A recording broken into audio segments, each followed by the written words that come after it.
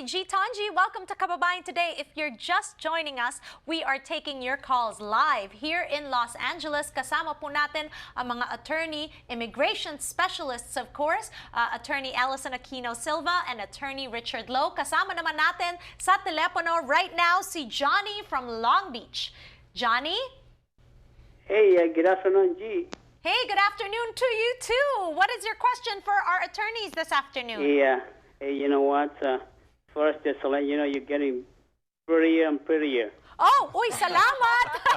Alright, ano po yung tanong ninyo tungkol sa immigration? May tanong na ako kasi kung pumunta ka dito sa States Yes. as fiance visa, Okay. and then you change your mind not to get married sa petitioner motion ng gano'n, and then can you stay in U.S. And then married to like a citizen person in the United States, not going back to the Philippines? Okay, so the question is... Could it be possible? Yeah, is it possible he came here on a fiancé visa, they both changed their mind, however, he met someone else who is a U.S. citizen, can he stay here and get married to that other person as opposed to going back to the Philippines? Richard? Yeah, you know, fiancés are treated slightly differently than other immigrant visas, and one of the prohibitions of a K-1, as what you come in on as a fiancé, is that you cannot sort of change ships. You have to dance with the woman who brung you. Let's say you can't change and have a different wife, or different husband. If the person who petitioned you as a K-1 has to be the person through which you adjust your status. You are prohibited from adjusting through anyone else. So there are ways to continue on with that petition even if you are not continuing on with the relationship, but you cannot go to have another person petition you. In order to do that, you have to return back to the Philippines and come back in.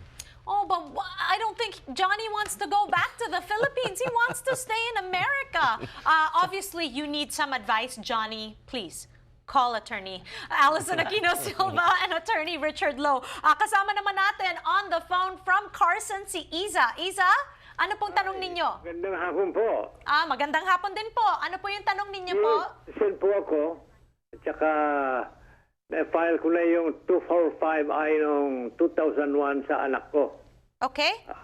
Kailan bang priority date ngayon ng 245I?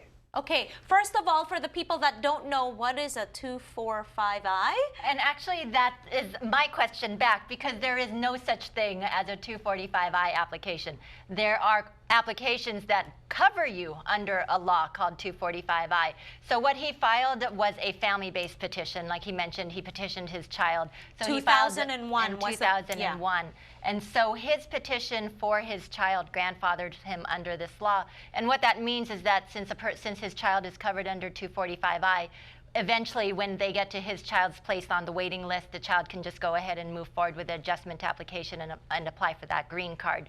So with regards to how much longer, if he's a U.S. citizen, the current priority date for filing under the new visa bulletin schedule is 2005, so that child should be eligible right away. If you're a green card holder and your child is unmarried, again, it's at 2005, which is current, and they can move forward right away. If he's a U.S. citizen and the child is married here in the U.S., the current priority date on that is only 1995. Okay, and so it might be about another 6-year wait. All right, and I suggest you go to their website to find out about the priority dates. You can check that out. Okay, kasama naman natin si Oscar. Oscar from Downey. Oscar, ano pong tanong ninyo? Yeah, I'm calling regarding dual citizen. I called the U.S. Immigration, and they told me there's no such thing as dual citizen for Filipino and U.S. citizen. Okay, well, Oscar, you should have called the Philippine Embassy, not the U.S. government. Am I correct in this?